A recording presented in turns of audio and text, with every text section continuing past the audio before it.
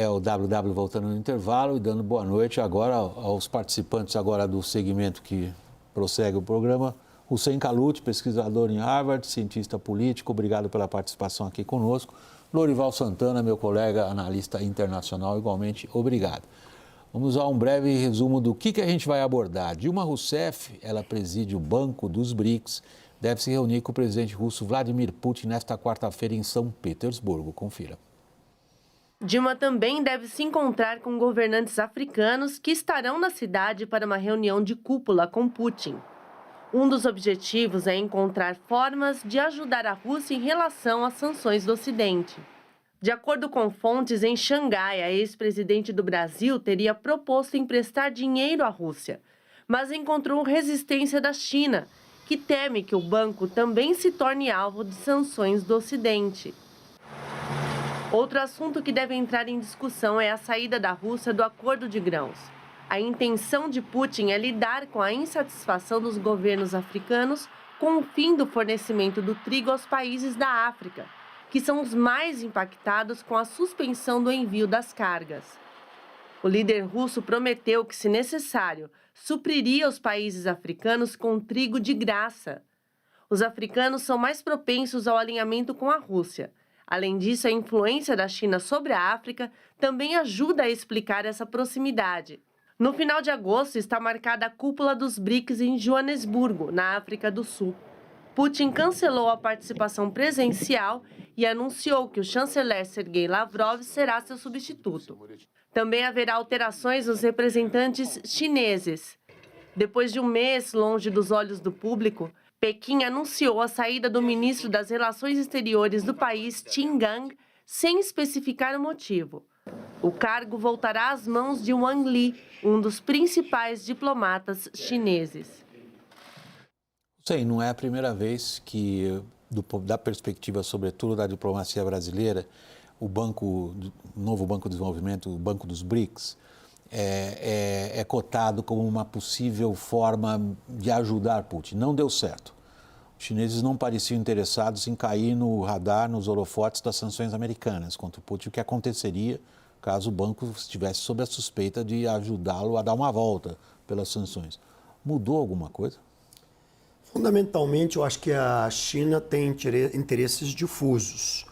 Uma coisa é apoiar a Rússia e endossar os interesses estratégicos da Rússia no que diz respeito à guerra da Ucrânia. Outra coisa, a China comprometer seus interesses estratégicos e comerciais e financeiros, colapsar sua relação financeira com o eixo ocidental.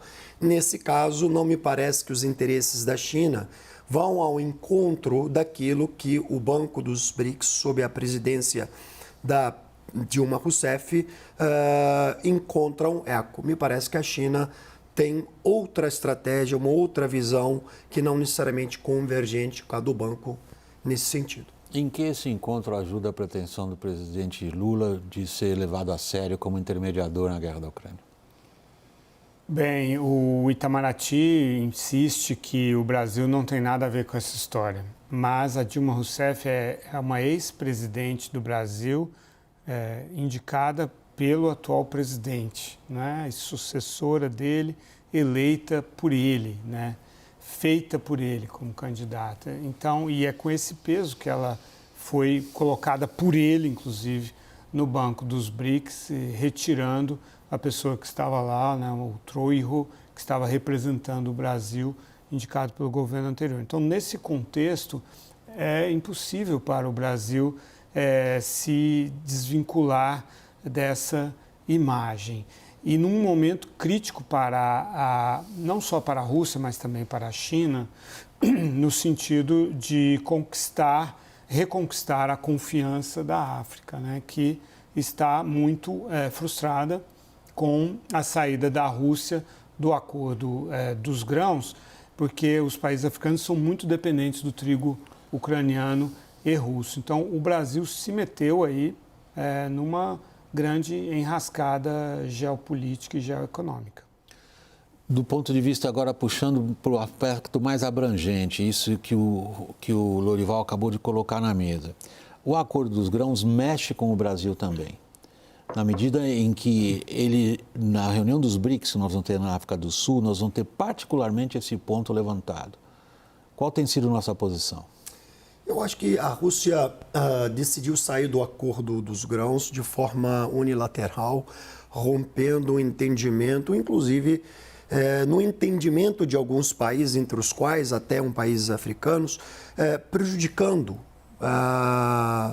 parceiros ou países que no âmbito das Nações Unidas optaram por não condenar a Rússia ou se abstiver. Então foi uma medida vista como uma medida muito abrupta por parte de Moscou.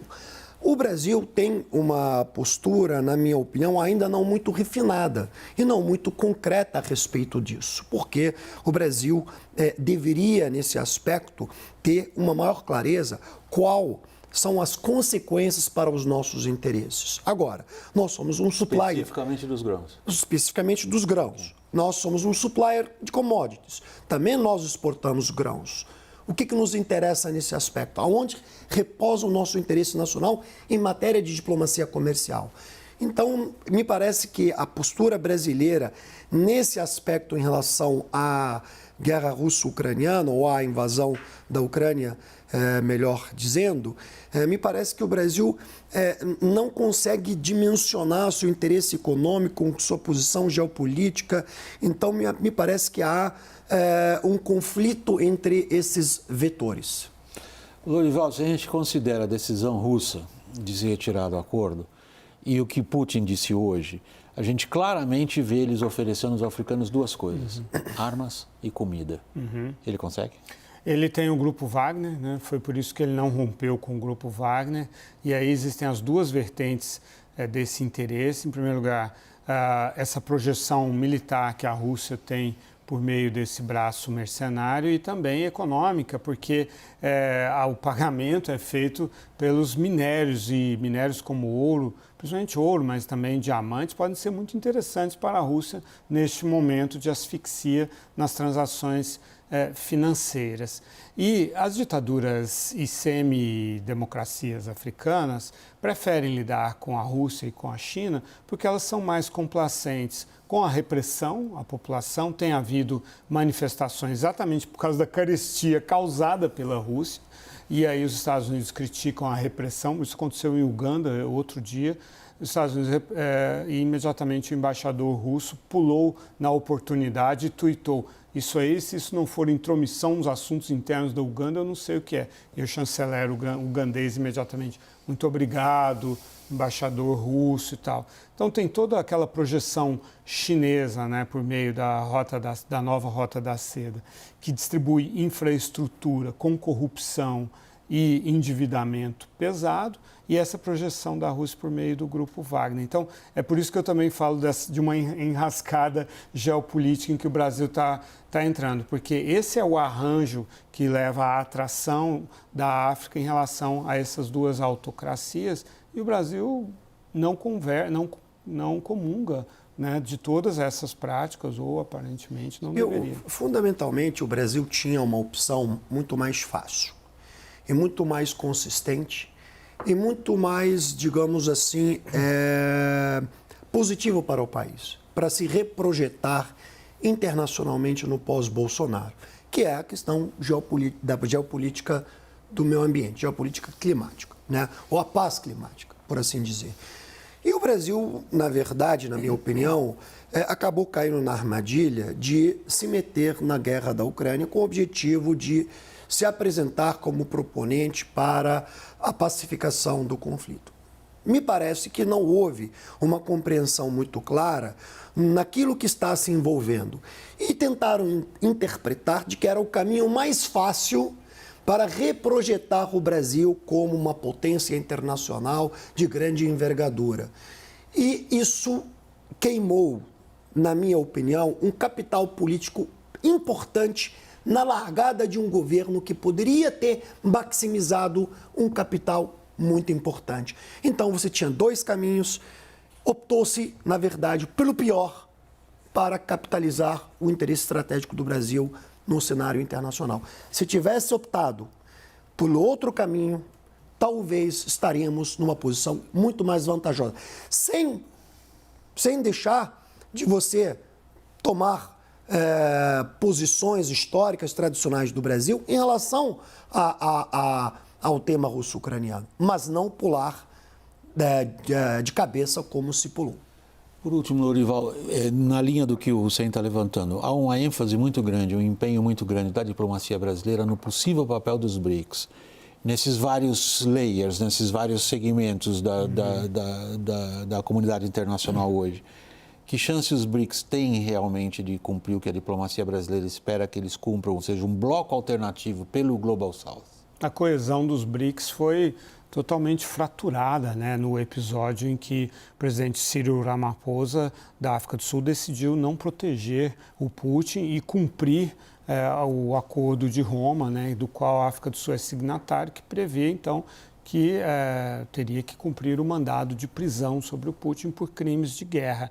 Então, isso já cria um problema. Você tem a Índia, que tem uma agenda totalmente própria. O Hussein e eu estávamos conversando sobre isso antes do jornal, no sentido de que a Índia também não quer sofrer uma forte projeção de uma aliança China e Rússia, né, sendo que mais da metade do arsenal indiano vem da Rússia e a China é um rival histórico da Índia, né, e parceiro do Paquistão, que é aliado da Índia. Então, você vê, todos esses países têm as suas agendas próprias nessa questão crucial. E aí, de novo, acho que o Hussein pontua muito bem. O Brasil quis criar algum tipo de convergência sobre algo que é intrinsecamente divergente, né, em termos dos interesses de cada país, quando tinha, né, uma bandeja, na bandeja, a Amazônia.